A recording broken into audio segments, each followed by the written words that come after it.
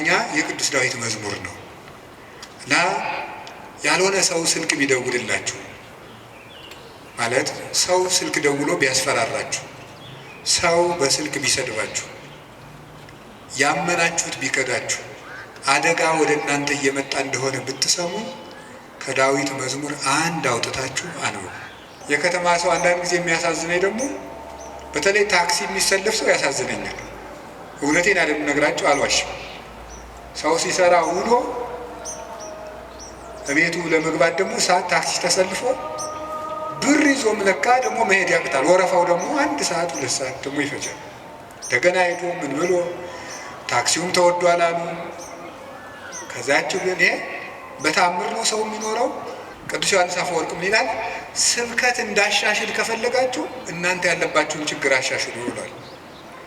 እናንተ በተመሳሳይ ሁኔታ እየኖራችሁ ተመሳሳይ ርዕስ አትስበከን አትበሉኝ። ስለዚህ የእናንተ ህይወት መጀመሪያ የነገርኳችሁን ችግር ከለቀቀ አሁን ደግሞ አዲስ ስብከት ይዤ እመጣለሁ ይላል። እግዚአብሔር ጸሎታችን አልሰማን ያለ የሚመስለን በካህናት ላይ ያላችሁ እምነት እየቀነሰ ስለመጣ ነው። እውነት ነው፣ እኛ ኃጢአት እንሰራለን። ግን ኃጢአታችን ለራሳችን ትታችሁት እናንተ በእግዚአብሔር ብታምኑ ትጠቀሙ ነበር። ግን ነውር ለቃሚ ሆናችኋል። ከዚያ የተነሳ አትጠቀሙ። እኔ አሁን ሰሞኑን አይቻለሁ። የሄድኩበት ሀገር ገብቶ ይቀድሳል፣ ቀድሶ ሲወጣ ሲጋራ እያጨሰ ነው የሚሄድ ቄሱ። አሁን የኢትዮጵያ ካህናት ይሄን ብታየው አትሰቅሉንም? መሀል ከተማ ላይ አይ ጳጳስ ሲያጨስ ነው ይቻላል። ጳጳስ እያጨሰ ይላል። ምን ትላለች? እስቲ ቶታል ሞልቷታል። በቀኝ በከመ ተዘከርኮ ለፈያታዊ ዘየማን፣ በቀኝ የተሰቀለውን ወንበዴ እንዳሰብከው እኔንም አስበኝ። ሁልጊዜ የዚህ ወንበዴ መዓዛ ቤተ ክርስቲያንን ሞላት፣ ክርስቶስን ስለለበሰ። አዲያ ወንበዴን መልሶ በቤተ ክርስቲያን ዓመት ሙሉ ስሙ እንዲጠራ ላደረገ አምላክ አቤቱ ጉልበቴ ሆይ ንገሩኝ እወድሃለሁ መባል ይገባዋል። በዚህ ዓለም ለማሸነፍ ፓወር የግድ ያስፈልጋል ነው ቀመሩ። ይሄ ነው አሁን የዚህ ዘመን ሰው እና ክርስትና አልገናኝ ብለው ተፍ ብለህ ሰልፍ ኮንፊደንስ ይኖርህ ነው። በክርስትና ደግሞ ተፍ ብለህ ትሁቱን ነው። እኔ ሁልጊዜ እናገራለሁ፣ የካህናት ስልጠና ስሰጥ እናገራለሁ። ምናልባት ድግምት የሚችል ሰው ካለ ጀግና እለዋለሁ፣ ይድገምብኝ ብዬ አውቃለሁ። አሁንም ይቻላል።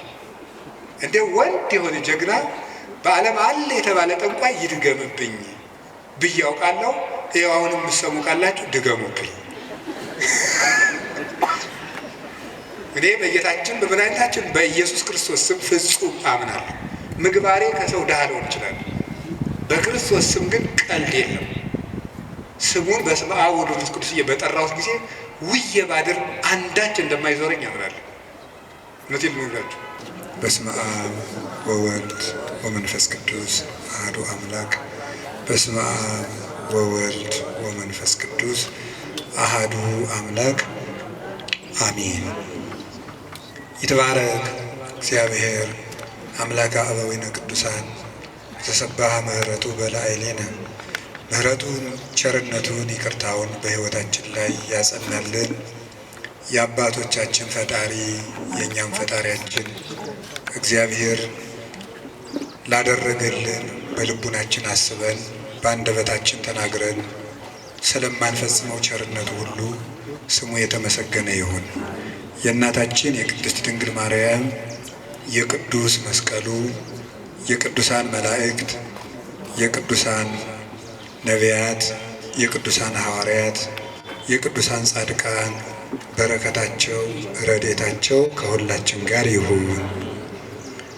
የተወደዱ አባታችን ክቡር መላከ ገነት መዝገቡ ላቀው የዚህ ታላቅ ደብር አስተዳዳሪ፣ ክቡር መምህራችን መጋቤ ብሉይ መምህር ኤልያስ የዚህ ደብር የስብከተ ወንጌል ክፍል ኃላፊ፣ የተከበሩ ወንድማችን ሊቀ መዘምራን ቴዎድሮስ ዮሴፍ፣ አሁን የዘመሩት ወንድማችንም ሌሎችም በቅድስት ቤተ ክርስቲያን አገልግሎት ውስጥ እንደ አቅማችሁ የምታገለግሉ ምዕመናን ሁሉ፣ አባቶቻችን ሊቃውንት፣ በቅድሚያ ካህናት፣ ዲያቆናት፣ የእግዚአብሔር ቤተሰቦች ሁላችሁ አሁን ዘመኑ በፈጠረው በማስተላለፊያ መንገድ በሌላም ቦታ ሆናችሁ የእግዚአብሔርን ቃል የምትሰሙ ምእመናን ሁላችሁም ክርስቶስ ተንሥአ እሙታን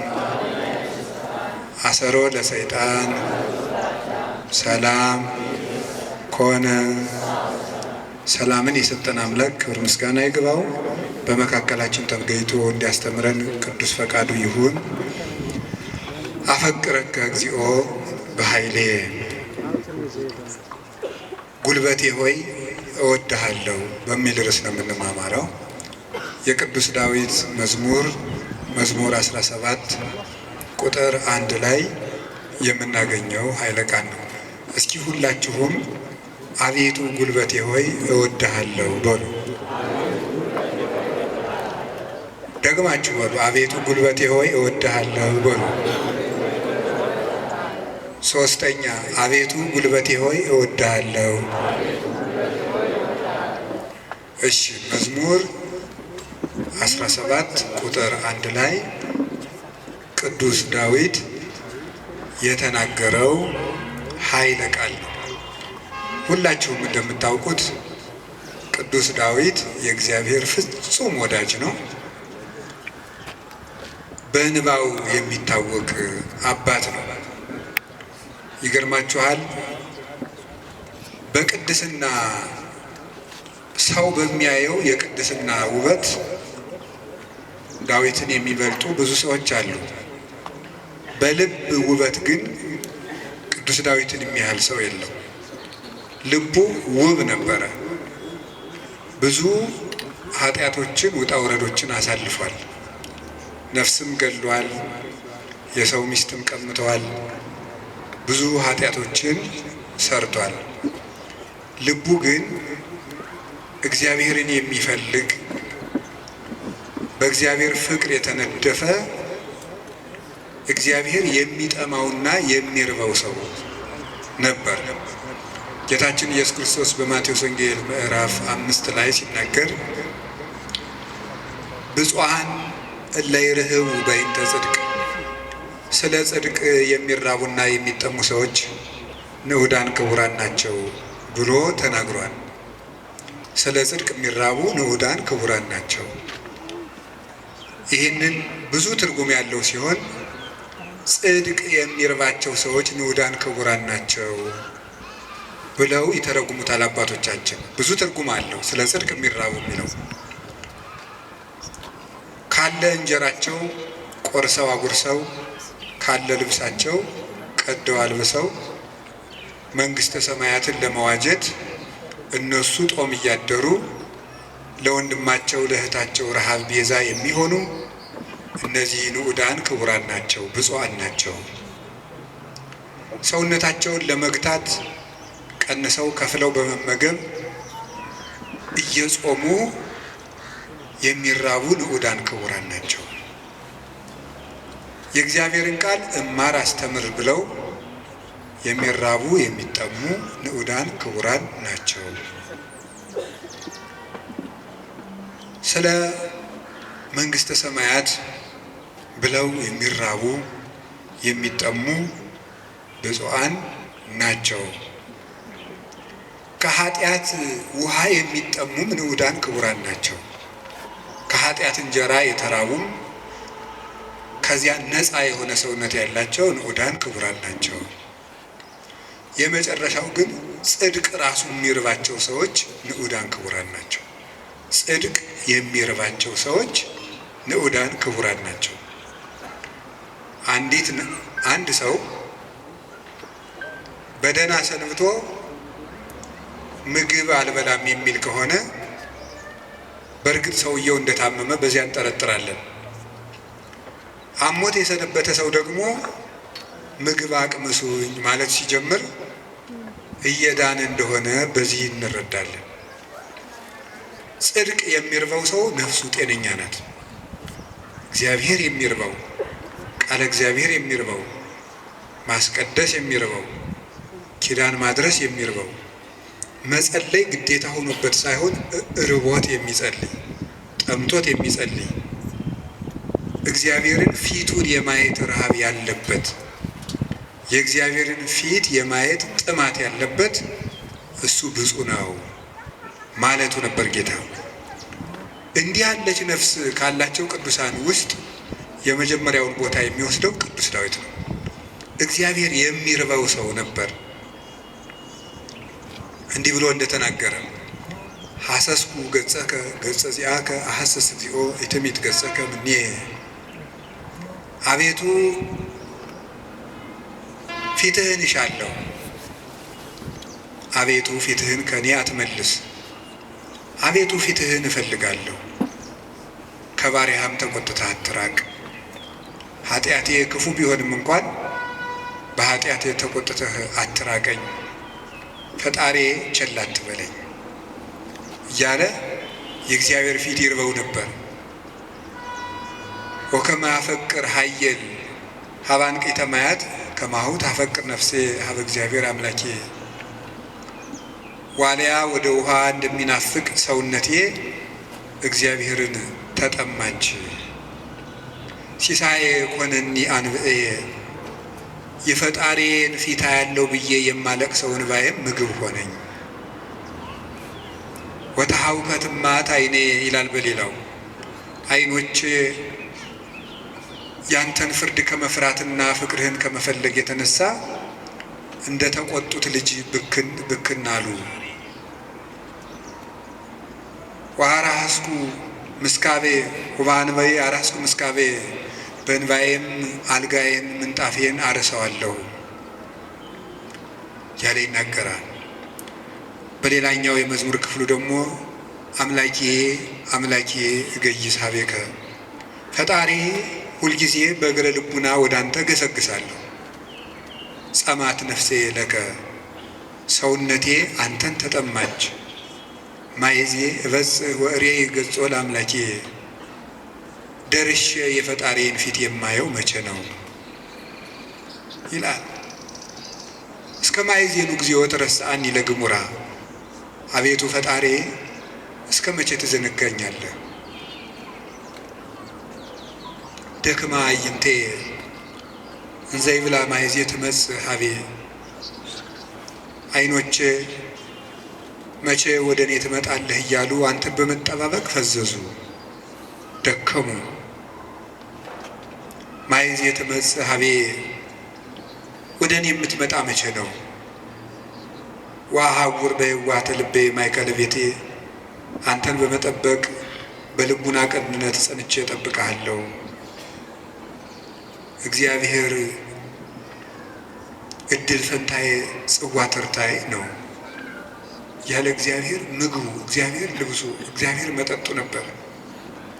ፈጣሪ ወበምስካቤኒ እዜከረከ ሳንቀላፋም አንተን እያሰብኩ አንቀላፋለሁ፣ በመኝታዬም አስብሃለሁ። ፈጣሪ አንተ ብከ ተገደፍኩ እማይጸን በእናቴ ማህፀን በአንተ አምኜ ተጣልኩኝ። አንተ አምላኬ የምከርስ አምላኬ ፈጣሪ በእናቴ ማህፀን ሳለሁ አንተ አምላኬ ነህ። እናቴ የበላችው ተጭኖ የጠጣቸው አንዝዞ እንዳይገለኝ የጠበቅከኝ ከእናቴ ማህፀን ጀምሮ አባቴና እናቴ የእውነተኛ ረዳቴ መጠጊያዬ አንተ እግዚአብሔር ነህ። እግዚአብሔር ብርሃኔ እና መድኃኒቴ ነው። እግዚአብሔር ያበርሊተ እግዚአብሔር ብርሃኔ መድኃኒቴ ነው። ምን ያስፈራኛል? እግዚአብሔር ምእመና ለሕይወቴ ወምንትኑ ያደነግጸኒ እግዚአብሔር የሕይወቴ መታመኛዋ ነው። ምን ያስደነግጠኛል? እመኒ ሮዱኒ ጸባይት ወመኒ ጸባአኒ ተአይን እየፈራሃኒ ልቤ ሀገር ተነስቶ በእኔ ላይ ቢከበኝ ልቤ አይደነግጥብኝም፣ በእግዚአብሔር እታመናለሁ እና። ወምስካየ ውእቱ አምላኩ ለያዕቆብ የያዕቆብ ፈጣሪ መጠጊያችን ነው። ወበእንተ ዘይንፈርህ ለማድለቅለቀት ምድር ወለመኒ ፈለሱ አድባር ውስተ ልበ ባሕር። ስለዚህ ተራሮች እየተነሱ ወደ ባህር ልብ ቢወረወሩ እግዚአብሔር መጠጊያችን ነውና አንፈራም ያለ እግዚአብሔርን የቀመሰ ሰው ነበር ቅዱስ ዳዊት። ጣዕሙን ቅረቡ ሀቤሁ ያብር ለክሙ፣ ወደ እሱ ቅረቡ ብርሃነ ረድኤቱን ያበራላችኋል። ጣዕሙ ታይምሩ ከመሄር እግዚአብሔር ፍጹም ቸር እንደሆነ እመሱ። እግዚአብሔርን ከመውደዱ የተነሳ ቅዱስ ዳዊት አሐተ ሰአልክዎ ለእግዚአብሔር፣ እግዚአብሔርን አንዲት ነገር ለመልኩት ወኪሐስስ እሷንም እሻለሁ፣ እግዚአብሔርን ደስ የሚያሰኘውን ነገር አውቅ ዘንድ በቤተ መቅደሱም አገለግለው ዘንድ። ቅዱስ ዳዊት እግዚአብሔርን ከመውደዱ የተነሳ ለእግዚአብሔር ልጅ ብቻ ሳይሆን ጉድፍ ሆኖ መጣልን ሳይቀር ይወድ ነበር። ጥቀ ፍቁር አብያቲከ እግዚኦ እግዚእ ኃያላን ተፈሳሐት ነፍሴ በአፍቅሮ ጸላቲከ። የኃያላን መላእክት ፈጣሪ እግዚአብሔር ሆይ ማደሪያዎችህ ቤተ መቅደሶችህ እንደምን የተወደዱ ናቸው። ሰውነቴ ቤተ መቅደስን በመውደድ ደስ አላት። አብደርኩ እትገደፍ ውስተ ቤተ እግዚአብሔር ምንበር ውስተ ቤተ ኃጥአን። በኃጥአን ድንኳን ቤት አዳራሽ ተመችቶኝ ከሚኖር በእግዚአብሔር ቤት ብጣል እንኳ ደስ ይለኛል ይላል ቅዱስ ዳዊት። እግዚአብሔርን አመስግኖ የማያልቅበት ነው። በተስፋ ባሕቲትከ አኅደርከኒ፣ በአንተ አለኝታ አንተ ብቻ ባለኝታ አሳደርከኝ። በአንተ አምኜ እሰክም ወነውም፣ ዓይኖችንም በአንተ አምኜ እከድናቸዋለሁ። ስነሳም አንተን አምኜ እነሳለሁ እያለ ልቡን በእግዚአብሔር የጣለ እግዚአብሔርን የሚወድ ሰው፣ የእግዚአብሔር ልብ የፈሰሰለት ሰው ነበረ። እንደ አባት ሲቆጣው ብክን ብሎ የሚደነግጥ፣ በፍቅሩ የተነደፈ ርኅሩህ፣ ጠላቶችን ስለ እግዚአብሔር ብሎ የሚወድ የጌታችን የኢየሱስ ክርስቶስ ወንጌል ምልክት የነበረ አባት ነው ቅዱስ ዳዊት። ለዚህ ነው የዳዊት መዝሙር በተዘመረበት አጋንንት የሚደነግጡት፣ ልብ ሰላም የሚያገኘው። ስለዚህ የተወደዳችሁ ምእመናን በጨነቃችሁ ጊዜ መዝሙረ ዳዊትን በጣም ውደዱት። እኔ ማስተማር ከጀመርኩ ጀምሮ ስለ መዝሙረ ዳዊት ነው የምናገረው። ልክ እናንተ እንደምትጨነቁት እኛም እኮ ይጨንቀናል። እኛም የምንጨነቅበት ጊዜ አለ። እናንተ ኃጢአት እንደምትሰሩ እኛም እንሰራለን። በተጨነቅን ጊዜ ግን የምናርፈው ከዳዊት መዝሙር አንዱን በመዘመር ነው። እንዲያውም እናንተ ጥሮች ናችሁ፣ እድለኞች ናችሁ። እናንተ ቢጨንቃችሁ ወደ አንድ ቄስ ሄዳችሁ ትናዘዛላችሁ። ቄስ ሲጨንቀው ግን ወደ ማን ይሄዳል? ጳጳሱ ቢጨንቃቸው ከፓትርያርኩ ይሄዳሉ። ፓትርያርኩ ቢጨንቃቸው የት ይሄዳሉ? በወንበር መቀመጥ ዕዳ ነው። አባት መሆን ሌላውን አጽናንቶ ራስ መጽናኛ ደግሞ ይቸግራል። የዚያን ጊዜ መጽናኛ የቅዱስ ዳዊት መዝሙር ነው እና ያልሆነ ሰው ስልክ ቢደውልላችሁ ማለት ሰው ስልክ ደውሎ ቢያስፈራራችሁ፣ ሰው በስልክ ቢሰድባችሁ፣ ያመናችሁት ቢከዳችሁ፣ አደጋ ወደ እናንተ እየመጣ እንደሆነ ብትሰሙ ከዳዊት መዝሙር አንድ አውጥታችሁ አንብቡ። እዚህ የመጣችሁት ለሕክምና ነው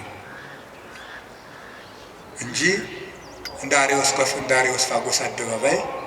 አሬዎስፋጎስ አደባባይ የሚባል አለ ግሪክ ውስጥ። ዛሬ ምን አዲስ ፍልስፍና ይነገር ይሆን ተብሎ ህዝቡ ሁሉ አዲስ ወሬ ለማዳመጥ የሚሄድበት ነው። ስለዚህ መምህር ገሌ ምን ይሰብክ ይሆን ብላችሁ መቼስ አልመጣችሁ። ከብዙ ስራችሁ፣ ከጠበበ ሰዓታችሁ፣ ምናልባትም አንዳንዶቻችሁ ለመኖር ከተቸገራችሁበት ሳንቲማችሁ በታክሲ አውጥታችሁ ነው የምትመጡት። የኔን እረዳለሁ። እኔ አንዳንድ ጊዜ የገጠር ሰው ያሳዝነኛል፣ አንዳንድ ጊዜ የከተማ ሰው ያሳዝነኛል። የገጠር ሰው የሚያሳዝነኝ በሚያሳዝንበት ነው፣ ለእነሱ ነግራቸዋለሁ። የከተማ ሰው አንዳንድ ጊዜ የሚያሳዝነኝ ደግሞ በተለይ ታክሲ የሚሰለፍ ሰው ያሳዝነኛል። እውነቴን አለምነግራቸው አልዋሽም። ሰው ሲሰራ ውሎ በቤቱ ለመግባት ደግሞ ሰዓት ታክሲ ተሰልፎ ብር ይዞም ለካ ደግሞ መሄድ ያቅታል። ወረፋው ደግሞ 1 ሰዓት 2 ሰዓት ደግሞ ይፈጃል። እንደገና ሄዶ ምን ብሎ ታክሲውም ተወዷል አሉ። ከዛችሁ ግን ይሄ በታምር ነው ሰው የሚኖረው፣ በታምር ነው። ካልሰረቃችሁ በቀር በታምር ነው እየኖራችሁ ያላችሁ አንዳንዱን ማለት ነው። እና በዚህ ሁሉ ነገር መሀል የመጣችሁት ለሕክምና ነው። ሊታከም የሄደ ሰው የታዘዘለትን መድኃኒት ሲውጥ ነው ድህነት የሚያገኘው። አሁን የምነግራችሁን ነገር አድርጉት፣ እረፍት ታገኛላችሁ። በተጨነቃችሁ ጊዜ ሞባይላችሁን ከፍታችሁ የሆነ ነገር ወደ ማዳመጥ አትሄዱ። መዝሙረ ዳዊት መኪና ያላችሁ ሰዎች ካላችሁ መኪናችሁ ውስጥ እቤት እንዳለ ሁሉ መኪናችሁ ውስጥ ራሱ አንዱን ችሎ የማይወርድ አንድ መዝሙረ ዳዊት ቢኖራችሁ ጥሩ ነው። የሆነ ወረፋ እንኳን እስከምትጠብቁ የነዳጅ ወረፋም ሊሆን ይችላል አላውቅም። መኪና ውስጡ ናችሁ 3 መዝሙር ዘምሩ። መስሪያ ቤት ገብታችሁ ወረፋ እስኪደርሳችሁ አንድ መዝሙርም ዘምሩ፣ የዳዊትን መዝሙር። ይገርማችኋል፣ መንገዳችሁ ሁሉ ብርሃን ይሆናል። እውነቴን ነው የምነግራችሁ። መቼም ስብከት ድራማ አይደለም። በቅድስና ሕይወታችን አባቶቻችን አንመስልም። በእውነት እኔ በግሌ ብዙ የጎደፉ ኃጢአቶች ይኖሩብኛል። ግን በጸሎት በኩል ያልሞከርኩትን አልሰብክም። ስለዚህ መዝሙረ ዳዊት አጽናንቶኝ ነው እንጂ የምናገረው ያነበብኩትን አይደለም የምናገረው። የሆነውን ነው የምነግራችሁ። ይጠቅማችኋል። መዝሙረ ዳዊት አንብቡ። ሰው ላይ አትጠጉ፣ በሰውም አትሸበሩ። እግዚአብሔር ክንድ ላይ እረፉ። ያን ደግሞ የሚሆነው መዝሙረ ዳዊት ስታነቡ ነው። ዘምሩ። የዳዊት ሲጨንቃችሁም መዝሙረ ዳዊት አነቡ፣ ደስ ሲላችሁም አንብቡ። እግዚአብሔር ደስ ሲለን እሱን ማስታወሳችንን ይፈትነናል። ሲከፋን አኩርፈን አለመውጣታችንን ይፈትነናል። ስለዚህ ሲከፋን የምንዘምር እሱ እግር እንገኝ። ምንድነው ሴት በሚያስጨንቅ ስቃይ ትወልዳለች፣ ወልዳ ስትጨርስ ከባሏ እግር ትገኛለች ይላል ኦሪት ዘፍጥረት ያለው አይደለም? በምጥ ወልደሽ በስቃይ ወልደሽ ፈቃድሽ ወደ ባልሽ ይሆናል። በስቃይ ትወልዳለች፣ ወልዳ ስትጨርቅ ከባሏ ጋር ትውላለች። ይሄ ማለት አንዲት ነፍስ በመከራ ተጨንቃም ከሙሽራዋ ክርስቶስ እግር ነው መገኘት ያለበት። ትርጉሙ ይሄ ነው፣ መንፈሳዊ ትርጉሙ። የቅዱስ ዳዊት መዝሙር ደግሜ ነው የምነግራቸው። አሁን ምናልባት እዚህ ቤተክርስቲያን ውስጥ ተመልሼ ብመጣና ባስተምር ሌላ ቀንም ስለ መዝሙረ ዳዊት ልናገር እችላለሁ። ቅዱስ ዮሐንስ አፈወርቅ ምን ይላል? ስብከት እንዳሻሽል ከፈለጋችሁ እናንተ ያለባችሁን ችግር አሻሽሉ ይላል። እናንተ በተመሳሳይ ሁኔታ እየኖራችሁ ተመሳሳይ ርዕስ አትስበከን አትበሉኝ። ስለዚህ የእናንተ ሕይወት መጀመሪያ የነገርኳችሁን ችግር ከለቀቀ አሁን ደግሞ አዲስ ስብከት ይዤ እመጣለሁ ይላል። ስለዚህ በዚህ ዘመን ሩቅ ነገር ምንድን ነው ቢባል ተስፋ ነው። ተቆጥቼ መስበክን ያሁን እየተውኩ መጥቻለሁ። ኑሮ ተቆጥቶት ይሄ ሰው ጦርነት ተቆጥቶት ምን እናድርገው ብዬ ዝም ብዬ ተስፋ ነው የምነግራችሁ። እና ለተስፋ ደግሞ የቅዱስ ዳዊት መዝሙር ፍጹም መሰላል ነው። ምዕመናን ፈትኑና ውቀሱ። ማታ ማታ አንድ መዝሙረ ዳዊት ድገሙ። ከመተኛታችሁ በፊት እንደው 1 ሰዓት 2 ሰዓት 3 ሰዓት በቃ ከስልካችሁ ፍሪ መሆን አለባችሁ። ስለዚህ መዝሙረ ዳዊት አንብቡ። እግዚአብሔር ከእናንተ ጋር ይሆናል። ቅዱስ መቃርስ ምን ይል ነበር? ጌታዬና አምላኬ መጠጊያዬ ኢየሱስ ክርስቶስ ሆይ ይህንን ሌሊት የማድርበት ጉልበት የለኝም። ሌሊቱን እንዴት እንደማድር አንተ ታውቃለህ። አንተ ከኔ ጋር ሁን፣ በፈቃድህ አሳድረኝ ብሎ ይጸልይ ነበር። ስለዚህ የቅዱስ ዳዊትን መዝሙር ጸልያችሁ አንብባችሁ ተኙ። ማለዳችሁን እግዚአብሔር ማታውን የቀደሰ ሰው ማለዳውን ይቀድሳል። ማታችንን ካበላሸ ነው ማለዳችንን ይበላሻል። ማለዳችን ከተበላሸ ማታችን ይበላሻል። ማለዳም በመዝሙረ ዳዊት እንጀምር ሲሆን አንዳንድ መዝሙራትን በቃላችሁ አጡ። ስንት ነገር ተሸመድዶ የለ እንዴ? ሐሜት እኮ አሁን ስንት ሰው ያውቃል ሰው። እኔ እንደው አንዳንድ ጊዜ ይገርመኛል ሰው ወሬ እንዴት አድርጎ እንደሚይዝና ቃለ እግዚአብሔር አጥና ሲሉት ግን ወራ ይዘው ሐሜት ግን በ5 ደቂቃ ስንት ሐሜት ይሸመድዳል? አጥኑ መዝሙረ ዳዊት መጠጊያችሁን እግዚአብሔር አድርጉ እና ቅዱስ ዳዊት በረከተ እግዚአብሔር የሞላበት ፍጹም የፍቅር ሰው ነበረ። ሰውንና እግዚአብሔርን ይወድ ነበር እላችኋለሁ። የቅዱስ ዳዊት በረከቱና ረድኤቱ አሸናፊነቱ ጭምር ከሁላችን ጋር ይሁን። ቅዱስ ዳዊት ጠላቶቹ ሁሉ ተሸንፈውለት እረፍት ካገኘ በኋላ የዘመረው መዝሙር ነው ይባላል። መዝሙር 17 ጠላቶቹ ሁሉ አርፈውለት የዘመረው መዝሙር ነው ይላል። በእኛም ላይ የሚነሳብንን ነገር ሁሉ እግዚአብሔር ያሳርፍልን፣ እረፍት ይስጠን መድኃኒዓለም። ስለዚህ ምን አለ? አቤቱ ጉልበቴ ሆይ ተናገሩ እንጂ በሉ ሁላችሁ። እኔን መሰላችሁ እንደ እግዚአብሔር እኮ ነው በሉ። እሺ አቤቱ ጉልበቴ ሆይ በሉ። እሺ ማን ነው እንደዛ የሚለው? እግዚአብሔር። በጣም የሚያስደንቅ ነገር ነው። እኔ እንግዲህ 3-4 ነጥቦችን ልንገራችሁ። እግዚአብሔር ለምንድን ነው ጉልበት የሚባለው የሚለው ለምነግራችሁ። አፈቅረክ እግዚኦ በኃይሌ ኃይልን ስላደረክልኝ አመሰግናለሁ ነው የሚለው። ኃይልን ስላደረክልኝ አመሰግናለሁ። ግዕዙ እንደዛ ብሎ ይፈታዋል። አንድምታችን አንድም ስላደረክልኝ ኃይል አመሰግናለሁ፣ አንድም ኃይልን የምታደርግልኝ ነህና አመሰግናለሁ። ያለፈውንም የሚመጣውን እስካሁን ኃይልን ስላደረክልኝ አመሰግናለሁ፣ ነገም ኃይልን ስለምታደርግልኝ ቀድሜ አመሰግናለሁ። ሲናገር እግዚአብሔር ኃይሌ ወፀወኔ ወመዳኔ እግዚአብሔር ኃይሌ፣ እግዚአብሔር መጠጊያዬ፣ እግዚአብሔር መድኃኒቴ ነው ይላል።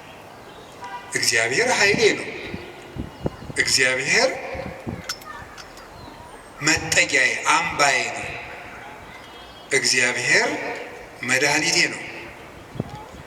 ሊቃውንት ሲፈቱት እግዚአብሔር ብዋጋ ማሸነፊያዬ ጋሻዬ፣ ብሸሽ መጠጊያዬ ነው ይላል። ሰልፍ በመጣ ጊዜ ድል የምነሳበት እሱ ነው፣ በሸሸው ጊዜ የማመልጥበት መጠጊያ እሱ ነው፣ የሚያድነኝም እሱ ነው የሚለውን ሊቃውንት ሲተረጉሙት የማያድን አምባ አለና ይላሉ። የማያድን አምባ አለና እግዚአብሔር ግን የሚያድን አምባ ነው ይላል። ብዙ ሰዎች የተጠጉበት አምባ ሁሉ አላዳናቸውም። አይታችሁ እንደሆነ ማለት ነው። እየሰማችሁ ነው? አዎ። የተጠጉበት አምባ ሁሉ አላዳናቸውም። እንዲሁ ብዙ ሰዎች ሰው ሲያሰቃዩ የነበሩ ነገስታትን ሁሉ አንዳንድ ጊዜ ነገስታትን፣ ኃያላን ሰዎች፣ ንፉግ ባለጸጎች፣ እነዚያ ሁሉ ታሪክ እንደ ቁጭ ብዬ ሳስበው ብዙዎቹ ያ ነገራቸው እንዳጠፋቸው ነው የምታዩት። ጉድጓድ ውስጥ ከተማ ሰርተው የሚኖሩትን ሁሉ መርምሮ አውጥቶ አንጠልጥሎ የሚገል ጥሎባቸዋል። ሁሉንም ማለት ነው። የማያድን አምባ አለና 100 ኪሎ ሜትር የምድር ውስጥ ከተማ ቢሰራ አንድ ሰው አይድንም።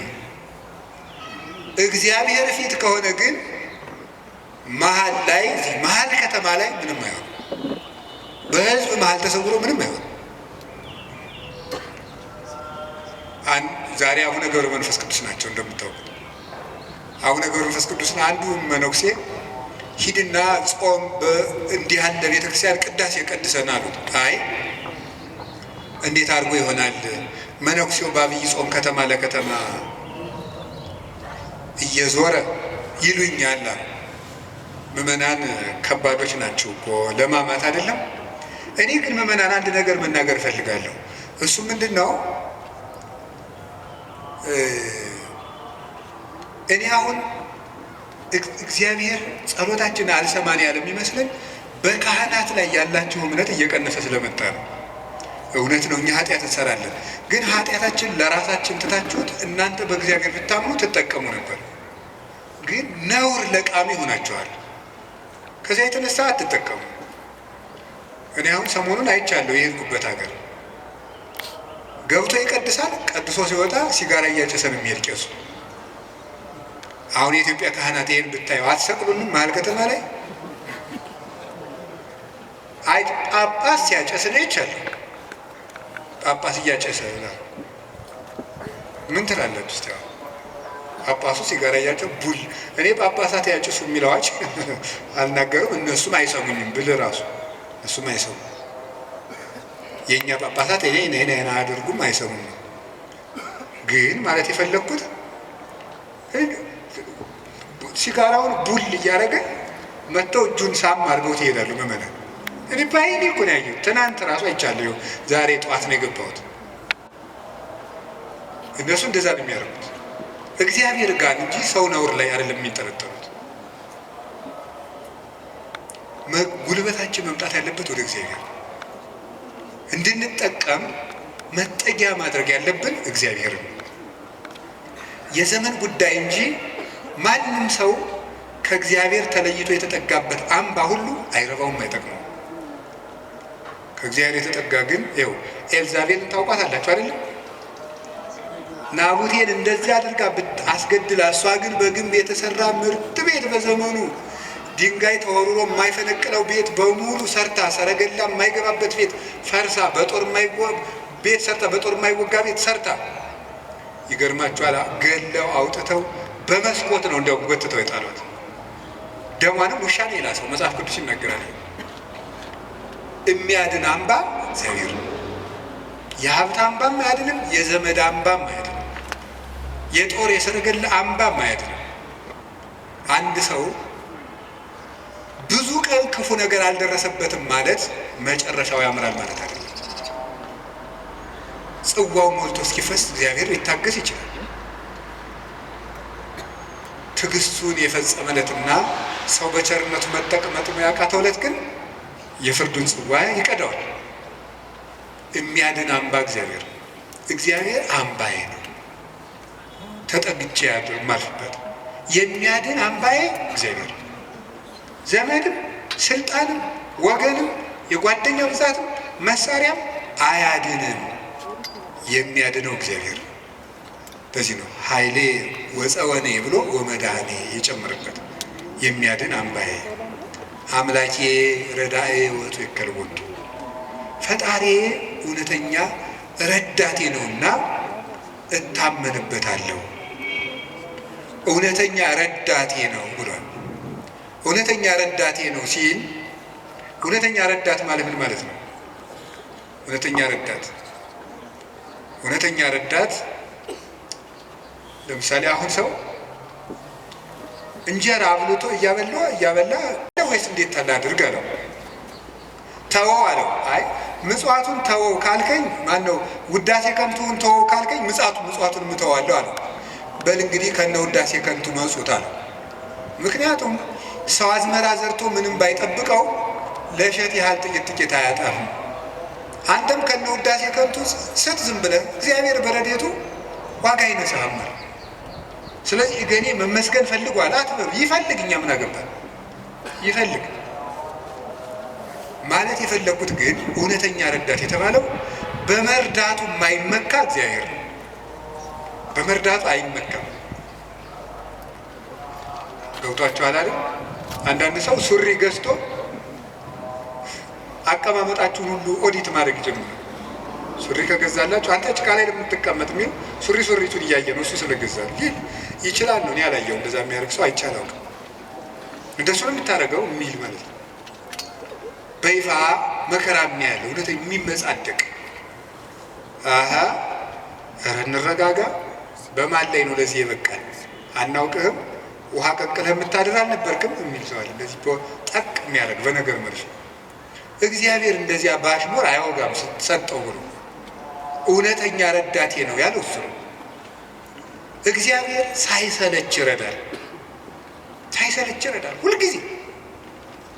ሁልጊዜ ነው የሚረዳው። እግዚአብሔር ምንድን ነው የምትሉት? አንኮንዲሽናል ላቭ ነው የምትሉት መሰለኝ አሉ። የእግዚአብሔር ፍቅር ሁኔታ የለውም ማለት ነው። ጥሩ ሰው በሆንኩ ቀን የረዳኝ እግዚአብሔር በረከስኩ ቀን አይተወኝም። ስለዚህ እግዚአብሔር እውነተኛ ረዳት ነው። ሰው ግን ቀን የጣለለት ጥሎ ይሄዳል። እግዚአብሔር እውነተኛ ረዳት ነው። ሁሉ ነገር ሲያልቅ ብቻችን ስንቀር አብረውን የሚቆም እሱ ነው። የእግዚአብሔር ቤተሰቦች እግዚአብሔር እውነተኛ ረዳት ነው ማለት እሱ ነው። መርጦ አይረዳም። እግዚአብሔር አሽቃብጡልኝ አይልም። አሁን እኮ በጣም እንደው አንዳንድ ጊዜ ይገርማል። አሁን ለምሳሌ ለቤተ ክርስቲያን እንኳን ሰው ስራ ለመስራት ትሪትመንት ይፈልጋል። እንዲህ ይባላል እኒህ አቶ ገሌ በእውነቱ ለዚህ ቤተክርስቲያን ዋና ቀኝ እጅ ናቸው ካልተባለ ደስ አይለውም። ይሁን እንግዲህ እዚህ የዚህን ደብር አላልኩም፣ ኦል ኦቨር ዘ ወርልድ ነው። ገብታችኋል አይደለም?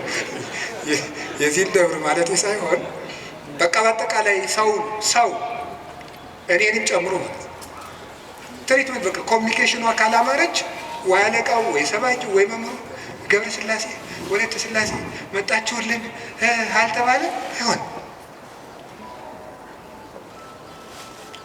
እግዚአብሔር እንደዚህ አይደለም።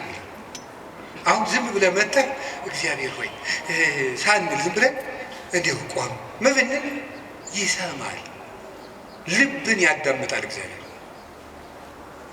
እለተሰምዑ ለሆሳሰ ልብ ቆይ በኋላ የኔታ ይሉላቸዋል መላከ ገነት። እኔ በዚህ በጩኸቱ ዓለም ስለሌለውበት እሳቸው ይሉልናል። ይሄ መልካ ሕማማትና በጣም ደስ ይለኛል። ስለ ስላሴ የሚነገር ነውና እለተሰምዑ ለሆሳሰ ልብ ደስ ሲል ስላሴ የልብን ሹክሹክታ የሚሰሙ የልብን አፍን አይተው ሳይሆን ነገር አሳምሮ ተናግሮ እኛ እኮ ኮሚኒኬሽን ስኪል ተብሎ ኮርስ እየተሰጠን ነው። ሰው የሚወድልህ ወግ እንዴት አድርገህ ታዋጋለህ ነው ጨዋታው። መከራ አድርገህ ማዳመጥ አንዱ ስኪል ነው ምናምን። የሰዎችን ጥቅም አስቀድም፣ ምንትስ እንደዚህ በል፣ የቃላት ምርጫ ይኑርህ። እግዚአብሔር እንደዚያ ሳይል ጥሩ አድርገው ተናገሩ። ፍልስፍና ተምረዋል፣ ዲግሪ ያላቸው አነጋገር ይችላሉ። መግቢያው እንዴት ነው? ሀተታውሳ ኮንክሉዥኑ ጥሩ ነው አይልም። እግዚአብሔር ልብን ይሰማል። ልብን የሚሰማ እግዚአብሔር። ሐና የሳሙኤል እናት ሐና ምንም እኮ ነገር አላለችም፣ በልቧ ነበር የምታተኮትኩ። እግዚአብሔር የልቧን ይሰማል። እግዚአብሔር የልቧን ይሰማል። ሌሎችም እና እግዚአብሔር ልብን ያያል፣ ሰው ፊትን ያያል የተባለ ለዚህ ነው። አንዳንድ ጊዜ እውነቴን ነው የምነግራችሁ፣ መታችሁ የምትሉት ከጠፋችሁ ብትችሉ ዝም ብላችሁ የአባታችሁ ቤት አላለ ቁሙ፣ ዝም ብላችሁ እዚህ ገብታችሁ ራሱ። አንዳንድ ጊዜ ጭንቀት ይበዛና ቃላት ያጥርና ኃጢአት ይደራረብና አፍን መክፈት ያቅታል። ገብቶ ዝም ብሎ ቢቻል ማልቀስ ጥሩ ነው። እግዚአብሔር ከሺህ ቃላት አንድ ዘላላ እንባን ይወዳል። እዚህ ገብቶ ማልቀስ እና እግዚአብሔር እውነተኛ ረዳቴ ነው። ወረት የሌለው ትናንት ረድቶ ዛሬ ችል የማይል አፍ ላይ የሌለው በሌላ ፍቅር የማይወሰድ ወዳጅ የማይለውጥ ስንለወጥ የማይለወጥ አባት እግዚአብሔር ነው። ደግሞ የማይደክመው የማይሰለች ለሁሉም ይበቃ አባት እግዚአብሔር ነው። እኔ ለምሳሌ አሁን እንዳንድ የቤተ ክርስቲያን መነኩሴ አሁን ለምሳሌ 3 ሰዎች ሊያነጋግሩ ቢፈልጉ 3 ሰዎች እንዳነጋገሩ መሽቷል ለማደሩ ቤት እግዚአብሔር የሁሉ ሰው በአንድ ጊዜ ይሰማል። ታዲያ እውነተኛ ረዳት አይደለም ነው። አንድን የቤተ ክርስቲያን አባት በጣም ትልቅ ሰው ቢሆን ሁልጊዜ ከሌሊቱ 6 ሰዓት ብትደውሉበት አንተ ስራ የለም ስራ አትይዝም በዚህ ሰዓት ይደወላል ሊሉ አይችሉም ይላሉ። እግዚአብሔር መንፈቀ ሌሊት ብንጠራው አለ። እግዚአብሔር ሊነጋ ሲል ብንጠራው አለ። እግዚአብሔር የትም ሆነን ብንጠራው አለ። ገደል ውስጥ ብንጠራው አለ። የረከሰ ቤት ውስጥ ሆነን ብንሰራው ምንድነው ሌሊት በምንጣፌ ላይ ሳለው ነፍሴ የወደደችው ፈለግኩት ይላል መኃልየ ሰሎሞን ላይ። እና ይሄን ምንጣፍ የሚለውን ሊቃውንት ተርጉም ይላሉ በኃጢአት አልጋ ውስጥ ተዘፍቄ ሳለው ፈጣሪዬን አሰብኩት። ውድቀት ውስጥ ሆነን ብንጠራው እግዚአብሔር ይሰማል። እግዚአብሔር እውነተኛ ረዳቴ ነው። ያለው ለዚህ ነው። ምእመኔ ወቀርነ ሕይወቴ፣ የምታመንበት የሕይወቴ መመከቻ ቀንድ እግዚአብሔር ነው። ሶበ ጽዋይ ክወል እግዚአብሔር እድህንም ጸሬ፣ ፈጣሪ እግዚአብሔርን በጠራሁት ጊዜ ከጠላቶች እድናለሁ። ይህንን ይዞ ሰሎሞን የእግዚአብሔር ስም የጸና ግንብ ነው ይላል። መጠጊያ የእግዚአብሔር ስም ነው። የእግዚአብሔር ስም ሲጠራ፣ እግዚአብሔር የሚል ስም ሲጠራ ምድርና ሰማያት ይደነግጣሉ። ኢየሱስ የሚል ስም ሲጠራ ምድርና ሰማያት ይደነግጣሉ። ፊልጵስዩስ ምዕራፍ 2 ላይ አለላቸው ከመ ስሙ ለእግዚእነ ኢየሱስ ክርስቶስ ይስግድ ኩሉ ብርክ ዘውስተ ሰማይ ወዘውስተ ምድር ወዘበታሕቲሃ ለምድር። ለኢየሱስ ክርስቶስ ስም በሰማይና በምድር ከሰማይ በላይና ከምድር በታች ያለ ጉልበት ሁሉ ሊንበረከክ ይገባል። ለአንድ መነኩሴ ገዳም ሲገባ ከሚሰጠው ትምህርት አንዱ የኢየሱስ ክርስቶስን ስም መላልሰ መጥራትን አታቋርጥ ነው የሚባለው። የኢየሱስ ክርስቶስን ስም ኢየሱስ ክርስቶስ ጌታዬ ኢየሱስ ክርስቶስ ወይ ማረኝ ብዙ ቀን እናገራለሁ። እንዲህ ኢየሱስ ክርስቶስ የሚለው ስም ዝም ብሎ የሚቀር ስም አይደለም። ዲያብሎስ የሚፈራው ኢየሱስ የሚለውን ገና ሳይጨርሰው ቅዱስ እንጦንስ ነበር የከበቡት አጋንንት የተበተኑት። በገድለ ቅዱስ እንጦንስ እንደተጻፈ ክርስቶስ ኢየሱስ አማኑኤል እግዚአብሔር ብሎ መጥራት ዝም ብሎ አይደለም። በፍቅር ጥሩት፣ ጉልበት ይሆናቸዋል።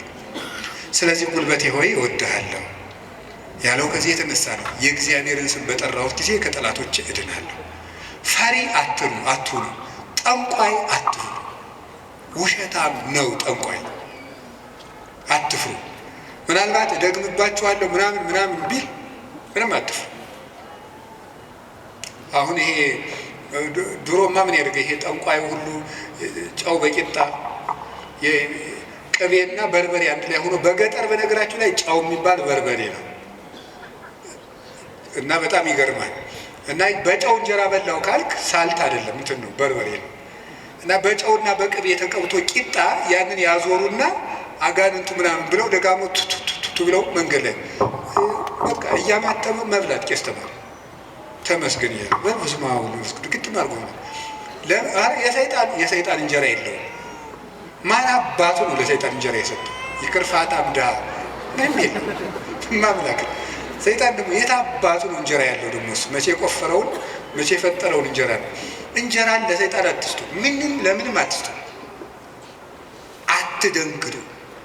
በእስራኤል ላይ ጥንቆላ በያዕቆብ ላይ ሟርት አይሰራም አይደለም ነው የእግዚአብሔር መጽሐፍ እንደዚህ ነው።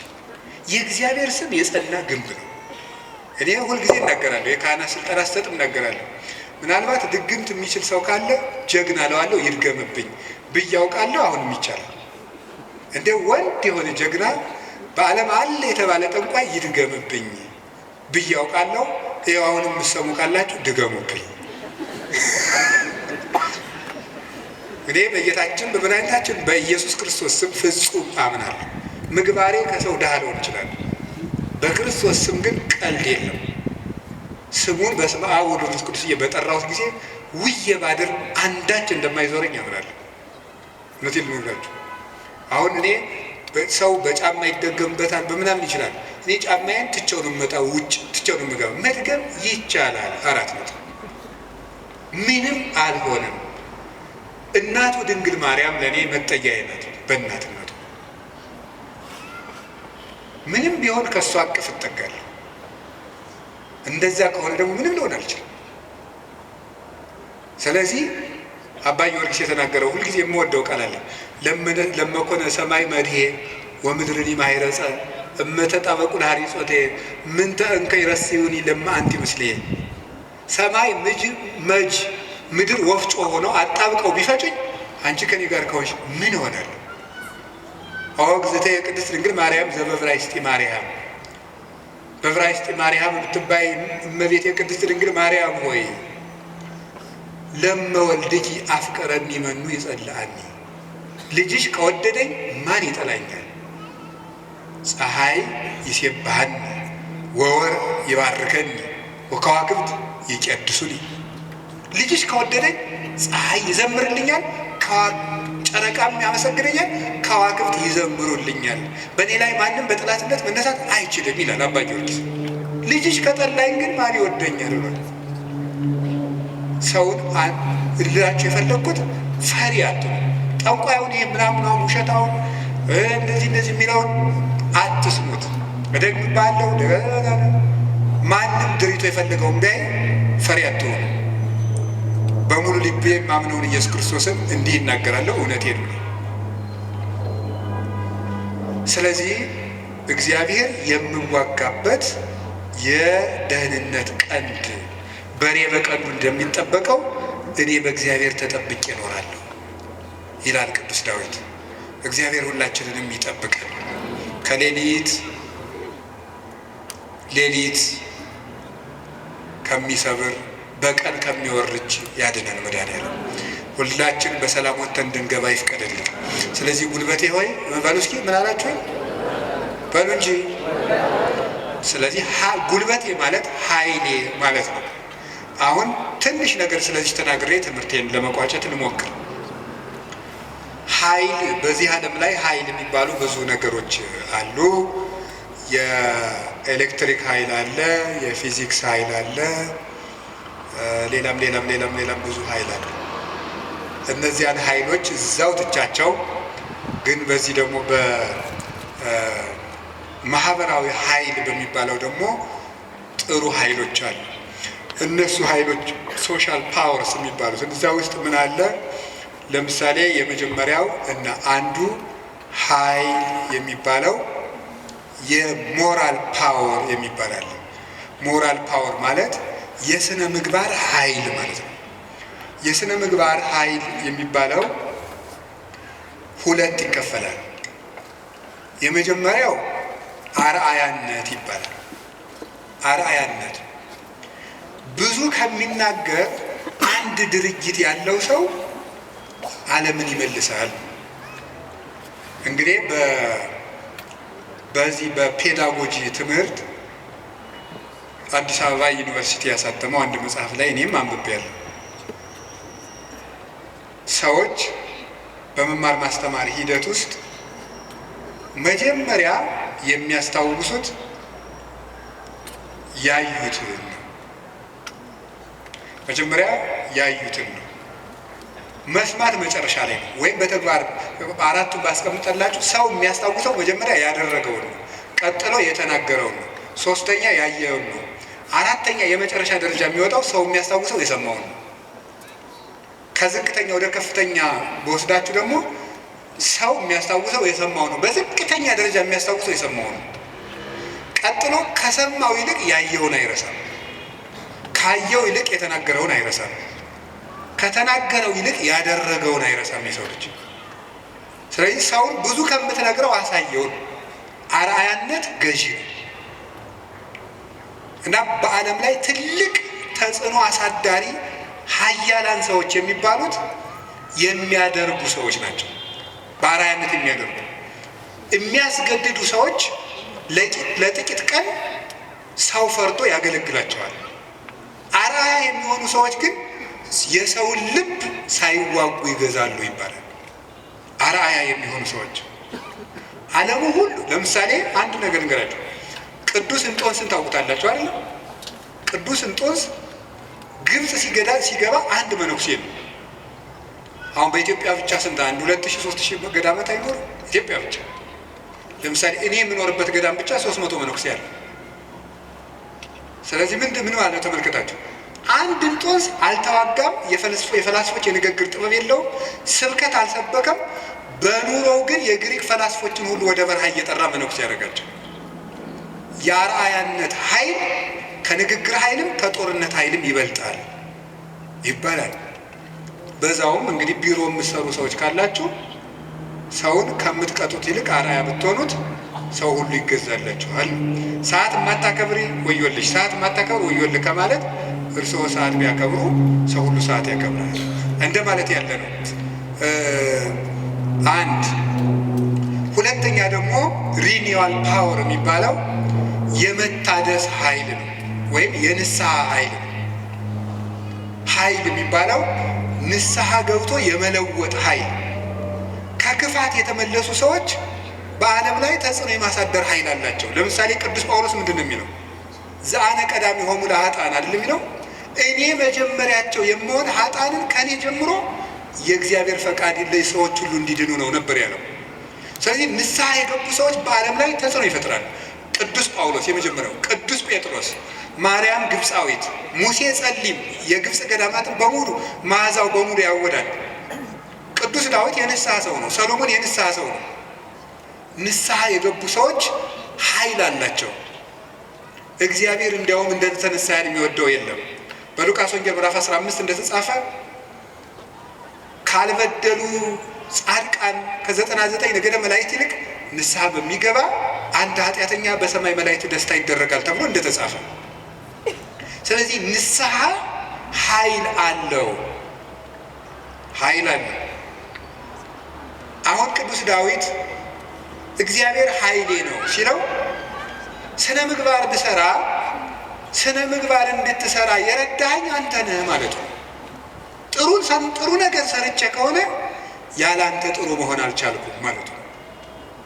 ጥሩ በሆንም የሚገኘው በእግዚአብሔር ነው።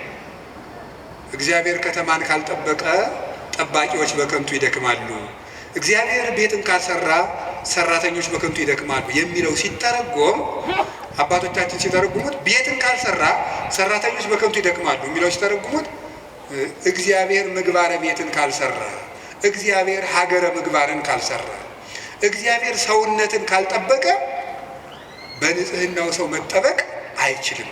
በገዛ ራሱ ሰው ራሱን መጠበቅ አይችልም እግዚአብሔር ካልጠበቀ። ስለዚህ መልካም ለመሆኔም አንተው ነህ ማለት ነው። ጥሩ ሰው መሆን የቻልኩት አንተ ረድተኸኝ ነው ማለት ነው። በንስሐ እንድነሳ ያበቃኝም አንተ ነህ። ከወደቅኩበት ጉድጓድ አውጥተህ ግን ሰው አድርገህ በሰው መሀል ያቆምከኝ አንተ ነህ ሲል የንስሐን ኃይል አንስቶ ተናገረ። ከቃሉ ጋር ናችሁ። እግዚአብሔር ከሁላችን ጋር ይሁን። ብዙ ንስሐ የገቡ ኃጥአን እንግዲህ የዮሐንስ ወንጌል ምዕራፍ 12 ላይ ያቺ ሽቶ የቀባችው ሴት አለች አለ። የሽቶ መዓዛ ቤቱን ሞላው ይላል። በጣም ሁልጊዜ ዓይኔን የሚስበኝ ንባብ ነው። የሽቶ መዓዛ ቤቱን ሞላ ይላል።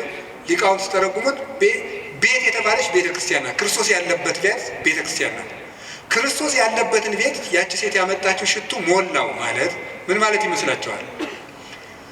የአንዲት ንስሐ የገባች ነፍስ ዝናዋ፣ ስነ ምግባሯ ቤተ ክርስቲያንን ሞላ።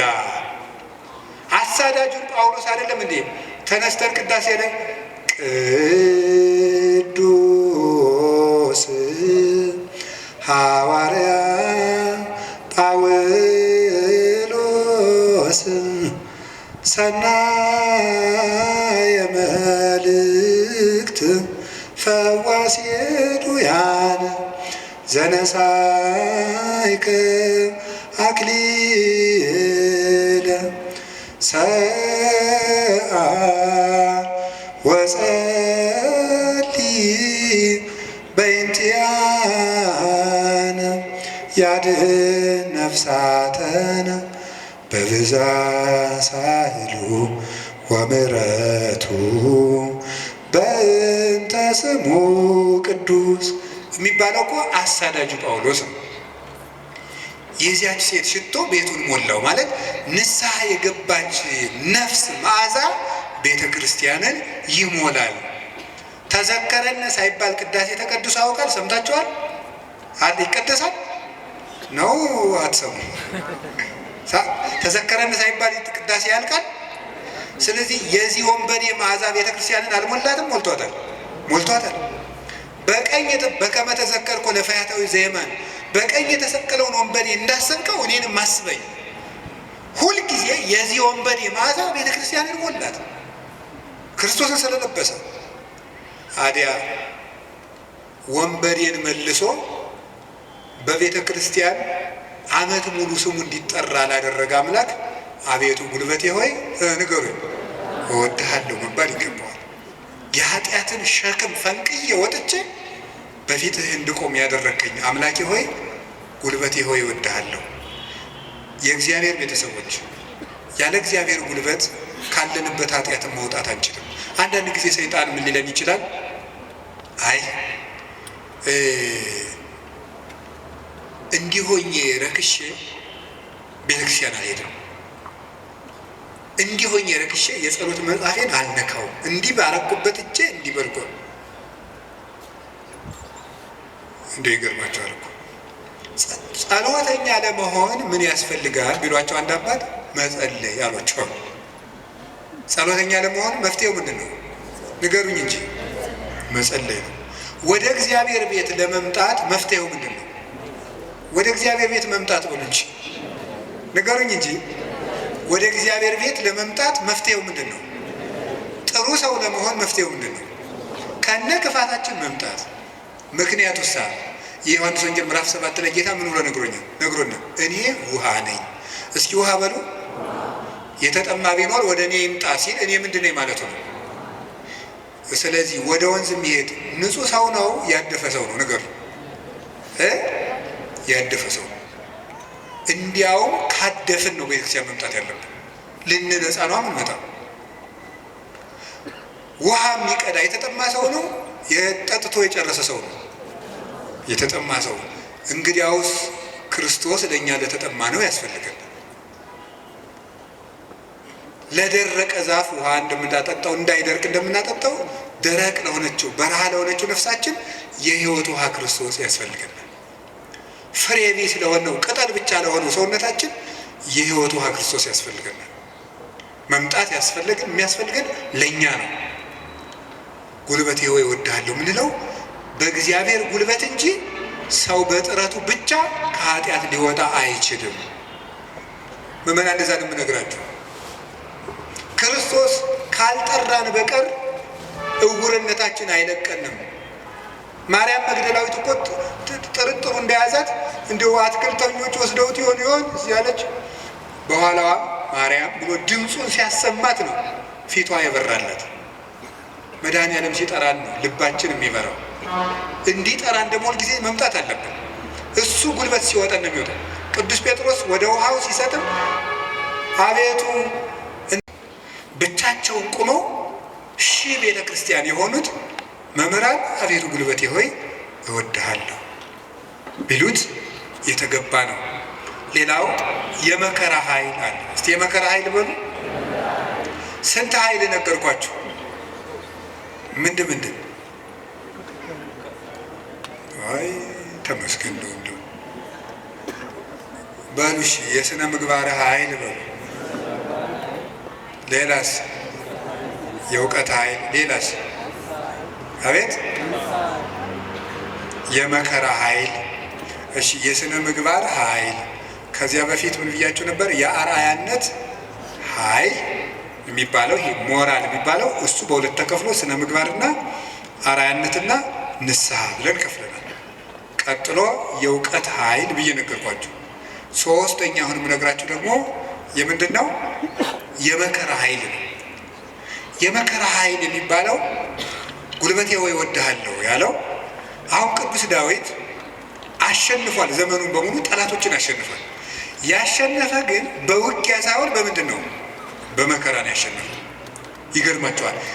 በመከራ ማሸነፍ ከዚህ ዓለም ሎጂክ የራቀ ነው። በዚህ ዓለም ለማሸነፍ ፓወር የግድ ያስፈልግሃል ነው ቀመሩ። ይሄ ነው። አሁን የዚህ ዘመን ሰው እና ክርስትና ልገናኝ ብለው ተፍ ብለህ ሰልፍ ኮንፊደንስ ይኖርህ ነው። በክርስትና ደግሞ ተፍ ብለህ ትሁቱን ነው።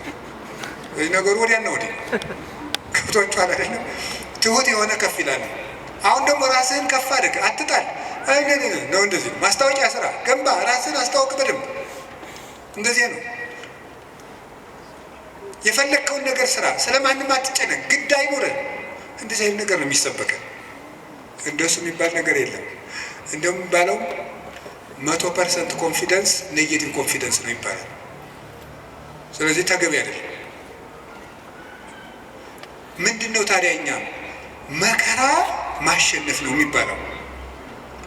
ቅዱስ ዳዊት ለምሳሌ እንዲህ ያደረገ፣ ሳኦል እያሳደደው ሄደ። ቅዱስ ዳዊት ዋሻ ውስጥ ተጠጋ።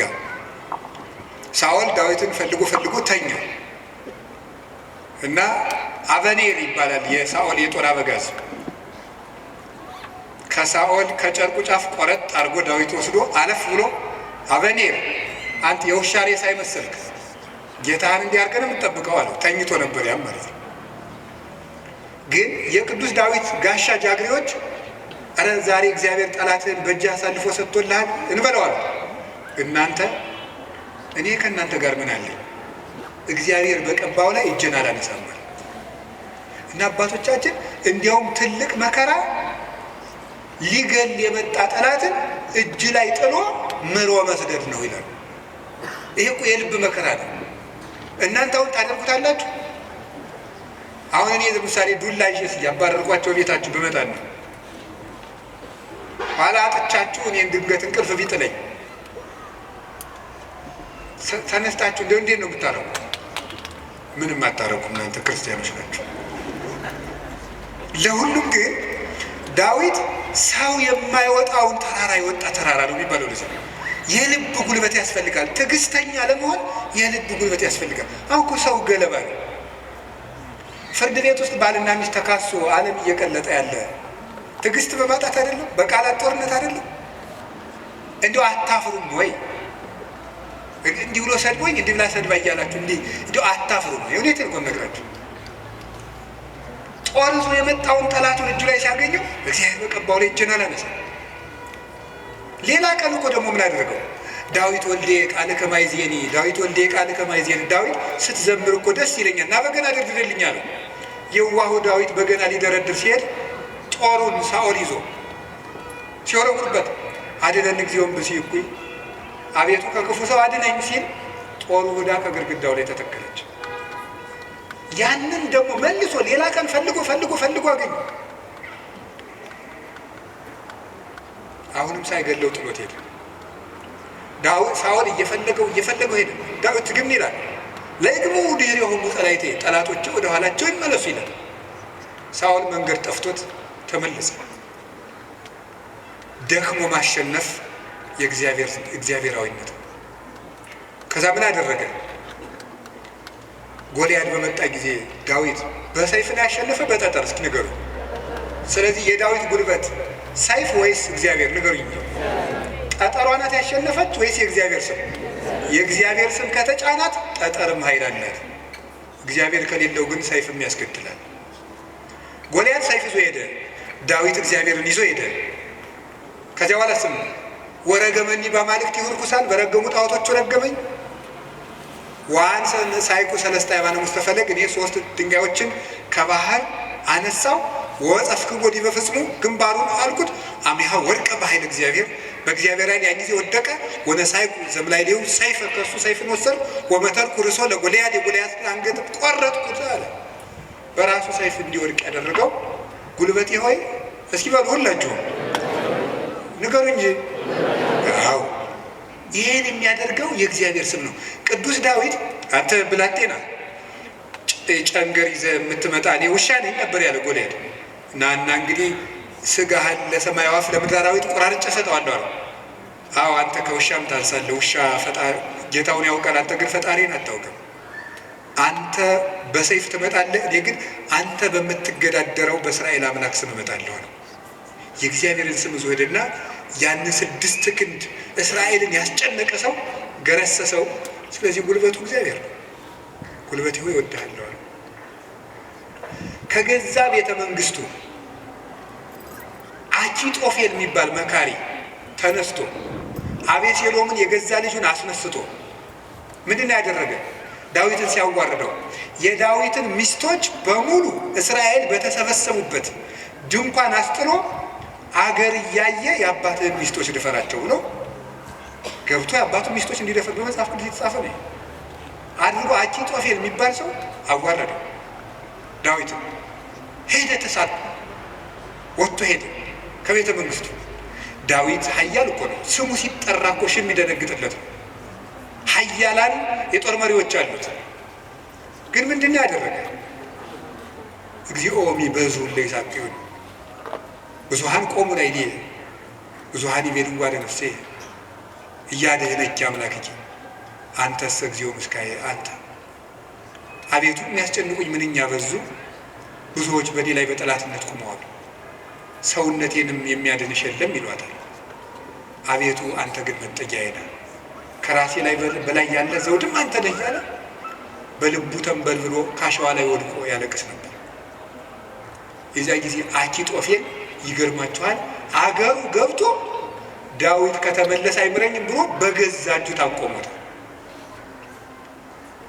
ዳዊት አኪጦፌል እንዲህ ብሎ ሲመክር ማዶ ላይ ደግሞ በመጽሐፈ ሳሙኤል እንደተጻፈው ማዶ ሄዶ ዮርዳኖስን ሻገር ብሎ በቀትር እግዚኦ እልዋ ለምክረ አኪጦፌል፣ አቤቱ ጌታዬ የአኪጦፌልን ምክር አፍርስበት ይላል።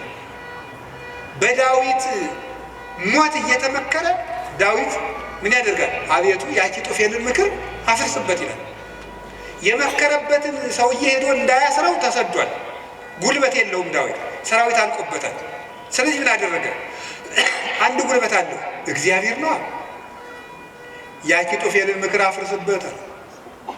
አኪጦፌል ምን አደረገ? መላው አእላፈ እስራኤል ሰብስብ፣ የዳዊትን ሚስቶች በአደባባይ አስነውራቸው። የዚያን ጊዜ ዳዊት እንደተዋረደ ቀን እንደጣለው የእስራኤል ሰዎች ያውቃሉ። ያን ጊዜ ዳዊትን ተከትለን ሄደን እንግደለዋል፣ የአባትህን አንገትም ቆርጬ አመጣልሃለሁ ብሎ መከረ። እንዲህ ብሎ ሲመክር ዳዊት ምን አለ? አቤቱ የአኪጦፌልን ምክር አፍርስበት ሲል ምን አለ መሰላችሁ?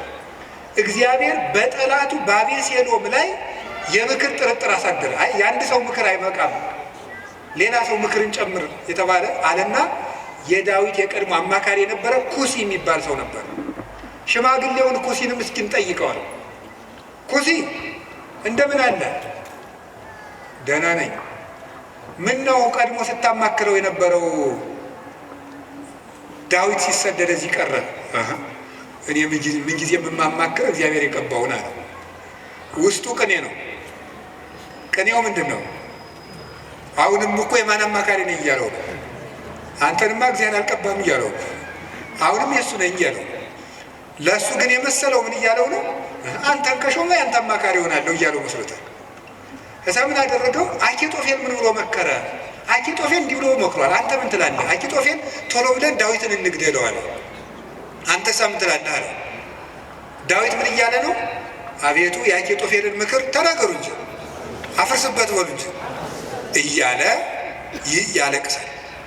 ኩሲ መጣና ምን አደረገ? አይ እቺ ምክር አንዲት ናት፣ አንድ ምክርማ አይረባም፣ ከገሌ ምክር የገሌ ምክር ይሻላል ተብሎ የቤተ መንግስት ምክር ከአንዱ ምክር የአንዱ ምክር ተመርጦ ነው እንጂ የአንድ ሰው ምክርማ አይረባም።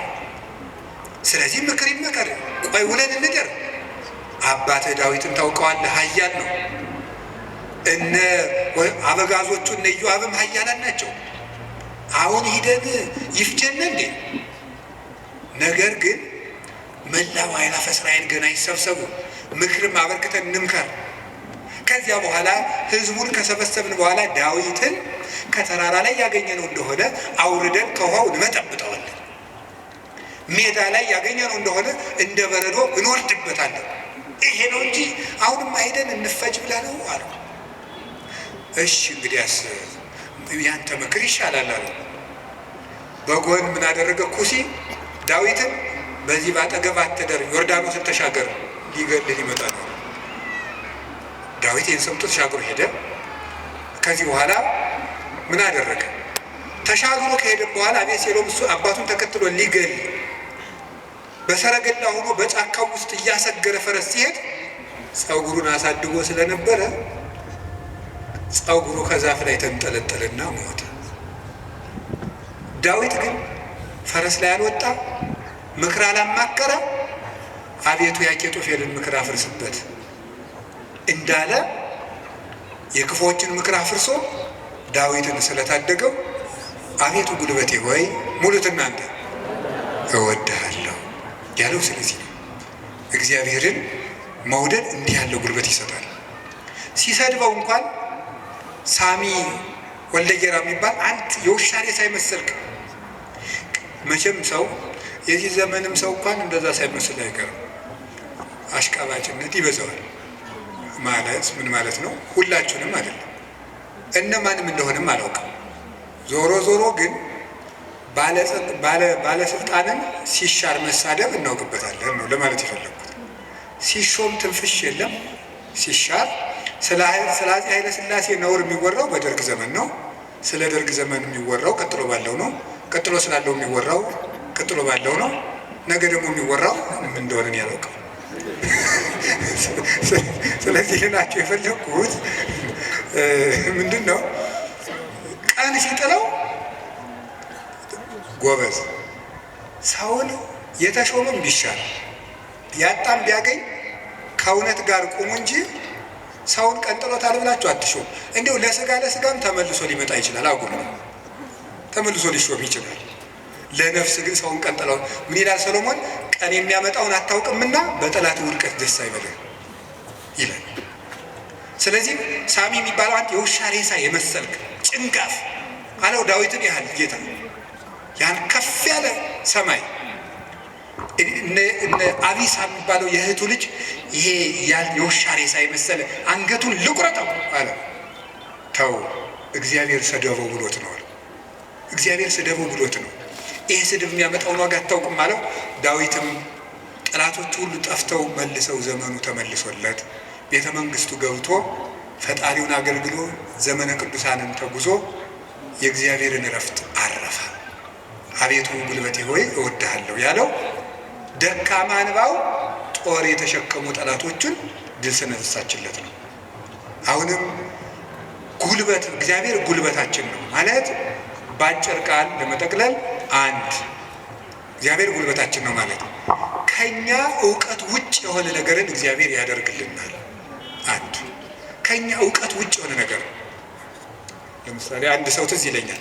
እናቱ ታሞ እንደ የሰማህ እንደሆነ እንዳትቀየመኝ አደራል ጸበል ይጠመቁ ስንለው በጣም የተማረ ሰው ነው። በጣም ቆይ ጸበሉን የውሃው አይነት ከደማቸው ጋር ማች እንደማድረግና ለማድረጉን መመርመር አለብን። ትንሽ ፈገግ ያሰኛል። እና ይሄ ፈጽሞ አሁን አንዳንድም የከተማ እናቶች ሊቃጣቸው ጀምሮ ነበር አሉት። ክርስትና ሲያስነሱ ውሃ በፌርሙዝ አሙቀው አምጥተው በዚህ አጥመቁልኝ። ይሄ ቀልድ ይመስላል በእውነቱ ማለት ነው። እና ቆይ ክርስትና ሲነሳ ልጄን ይበርደዋል ብላችሁ ታስባላችሁ? እናቶች እንደዛ ካሰባችሁ ሞታችኋል በሉት። ሰውም አይደላችሁ። ክርስቶስን እየለበሰ እኮ ነው። እንዴት ይበርደዋል? ሰው ሲጠመቅ ክርስቶስን ነው የሚለብሰው። ገላትያ ምዕራፍ 3 ላይ አለ የተጠመቃችሁ ሁሉ ክርስቶስን ለብሳችሁታል ማለት ነው። እና አንዳንድ ጊዜ እውቀታችን ጣልቃ ይገባና እቺ ዲግሪ ላይ አንዳንድ የተጠራቀመች ነገር ትረብሻለች፣ እምነትን ትረብሻለች። እሱም ተውትና እግዚአብሔር ከእውቀት በላይ ይሰራል። እስኪ በሉላችሁ፣ ከምን በላይ ይሰራል? ከእውቀት በላይ ይሰራል። ከኛ ቀን በላይ ያሉ በእግዚአብሔር ይከናወናል። አቤቱ ጉልበቴ እወድሃለሁ የተባለው እሱ ነው። አንደኛ መጠጊያ ማለት ነው። ሁለተኛ እግዚአብሔር ከኔ አቅም በላይ የሆነውን ከተፈጥሮ ሕግ በላይ የሆነውን ነገር እሱ ይፈጽመዋል። ሶስተኛ ደግሞ የማረባ ሰው በሆንም እንኳን እግዚአብሔር እጁ ከያዘኝ ግን ትልቅ ሰው እሆናለሁ ማለት ነው።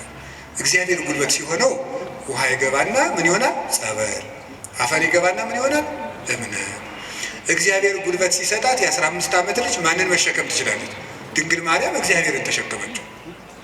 እግዚአብሔር ጉልበት ነው። እሱ ጉልበት ባይሆናል እሳትን ማን ይታቀፋል? ማንም። እግዚአብሔር ጉልበት ሲሆን እሱን እንኳን እንችለዋለን። ስለዚህ የእግዚአብሔር ቤተሰቦች በእግዚአብሔር በርቱ፣ እግዚአብሔር ጉልበት አድርጉት። ሁላችንም በእግዚአብሔር እንመካ። ሁልጊዜ ጸልዩ። አንድ ነገር ብቻ ልናገር፣ ወደ እግዚአብሔር ለመሄድ ከየት ልጀምር ካላችሁኝ ጸልዩ። መንፈሳዊ ሕይወት ከየት ምናልባት ዛሬ ብቻ ቃለ እግዚአብሔር የምትሰሙ ሰዎችም ትኖራላችሁ። ዛሬ ድንገት መጥቶ ማያውቅም ሊኖር ይችላል። መንፈሳዊ ሕይወት ከየት እንደሚጀምር ግራ ገብቶኛል ካላችሁ መንፈሳዊ ሕይወት መጽሐፍ ቅዱስ ሂድና አጥኑ ወይም እንደዚህ አድርጉ ወይም እንደዚህ አይደለም። መንፈሳዊ ሕይወት መጀመሪያ ከጸሎት ጀምሩ። በቃ ሌላ መጀመሪያ አባታችን ሆይ በቃ እሱም በሉ። ከዛ ቤተ ክርስቲያን ውስጥ ተሳተፉ፣ አስቀድሱ። ከዚያ በኋላ መጽሐፍ ቅዱስን በደንብ ተማሩ። እነዚህ ሶስቱ ሁልጊዜ የቤት ስራ እሰጣችኋለሁ፣ እኔም እናንተም ታደርጉታላችሁ። አሁን ዛሬ መልሼ ልሰጣችሁ ነው። ከዚህ በኋላ በሄድኩበት ሁሉ እናገራለሁ። ሰው ቢሰለችም ባይሰለችም እንደ ከርቤ እስከምትመረ ድረስ ተናገር ብሏል አንድ የቤተ ክርስቲያን አባት። እሺ፣ አንደኛው በቀን እንድታደርጉት ሁልጊዜ ነው የምነግራችሁ። እዚህ መድረክም ተናግሬያለሁ። አንደኛው በቀን አንድ ምዕራፍ መጽሐፍ ቅዱስ አንብቡ። ሁለተኛው በቀን ቤተ ክርስቲያን ሳትገቡ አትዋሉ። እንዲሁም ከዛሬ በኋላ በሰበኩበት ሁሉ ለመናገር ነው ቃል የምገባው እግዚአብሔር ቢረዳኝ። እነዚህን 5 ነገሮች ሰው እስኪያደርጋቸው ድረስ ከቻልኩ እስከምሞት እናገራለሁ። እናንተም በጸሎት ካሰባችሁ እና ካስጨረሰኝ። ስለዚህ የመጀመሪያው 1 ምዕራፍ መጽሐፍ ቅዱስ በቀን አንብቡ። ሁለተኛው ቤተ ክርስቲያን ሳትገቡ አትዋሉ። በቀን መግባት የማያስችል ተፈጥሯዊ ግዳጅ ከገጠማችሁ ደጅ ላይ ቆማችሁ ሄዱ። ሶስተኛው በሳምንት 1 ቀን ቢያንስ አስቀድሱ። ውስጥ ገብታችሁ በሳምንት 1 ቀን ቢያንስ ማለት ነው። አራተኛው ንስሐ ግቡ። ንስሐ ግቡ። ንስሐ እንዲያውም ምንድን ነው የምትባለው? ሌላኛይቱ ከእግዚአብሔር የተሰጠችን ልደት ናት የሚባለው። አንድ ልደት ከእናት አባት ተወለዳል። ሌላ ልደት ደግሞ በጥምቀት እንደገና እሷ ስትደበዝዝ ደግሞ እግዚአብሔር በንስሐ ልደትን ሰጠ። አዳም ከሔዋን እሱን የመሰለ ልጅ እንደወለደ ይላል አረጋዊ መንፈሳዊ የተባለ ሊቅ። አዳም ሔዋን ከምትባል ሚስቱ እሱን የመሰለ ልጅ እንደወለደ ክርስቶስ ከንስሐ ማህፀን እሱን የመሰሉ ልጆችን ይወልዳል። ደስ አይላችሁም? አዎ። እዚያ ንስሐ ማህፀን ውስጥ ገብተን እንደገና ክርስቶስን የመምሰል አባታችን እግዚአብሔርን የመምሰል እድል አለን። እሱ የመንፈስ ቅዱስ ጉልበት ስለሆነ ነው አቤቱ ጉልበቴ ሆይ እወድሃለሁ እንድንል የፈለግኩት። ንስሐ ግቡ። የመጨረሻው ጸልዩ። ሳትጸልዩ አትብሉ። ሳትጸልዩ እቤት አትውጡ። ብትችሉ ስግደት ስገዱ። ስገዱ። ጥቂት ስገዱ። ትንሽ ከቻላችሁ 41 ካቃታችሁ 21 ካቃታችሁ 7 ካልሆነ 3። ይኸውላችሁ እኛ ለእግዚአብሔር ስንሰግድ ሰይጣን ከእኛ እግር ይወድቃል። ሰው ለእግዚአብሔር ሲንበረከክ የሚያንበረከኩት ከእሱ ስር ይንበረከካሉ። ዳዊት ለእግዚአብሔር ይንበረከካል። እግዚአብሔር የዳዊትን ጠላቶች ለዳዊት ያንበረከካል። ቀመሩ ይሄ ነው። እኛ ለእግዚአብሔር እንንበረከክ፣ የሚያንበረከኩንን አጋንንት ደግሞ እግዚአብሔር ያንበረከካቸዋል። ሰው ለእግዚአብሔር ሲንበረከክ ትልቅ ነገር ነው። ስለዚህ ጥቂት ስግደት በቀን ስገዱ። ጸልዩ። ጸሎት አታቋርጡ። ለጸሎታችሁ ደግሞ ቀመር አታብጁለት። ምን ማለት ነው? ዛሬ ንጹህ ነኝ ልጸልይ፣ ዛሬ ረክሻለሁ አልጸልይም። በቃ ሁልጊዜ ዝም ብላችሁ ጸልዩ። ሁልጊዜ ጸልዩ። ይህን ያደረግን እንደሆነ እግዚአብሔር ጉልበት ይሆነናል ልላችሁ ፈልጌ ነው። መድኃኔዓለም ለሁላችንም ጉልበት ይሆነን። የትንሣኤውን ብርሃን ለሀገራችን ያብራልን። የጨለመብንን ነገር ሁሉ በትንሣኤው ብርሃን ያርቅልን። ለተጨነቁ ሁሉ መድኃኔዓለም ሰላምን ይስጥልን። አቤቱ ጉልበቴ ሆይ እወድሃለሁ። ወስብሐት ለእግዚአብሔር።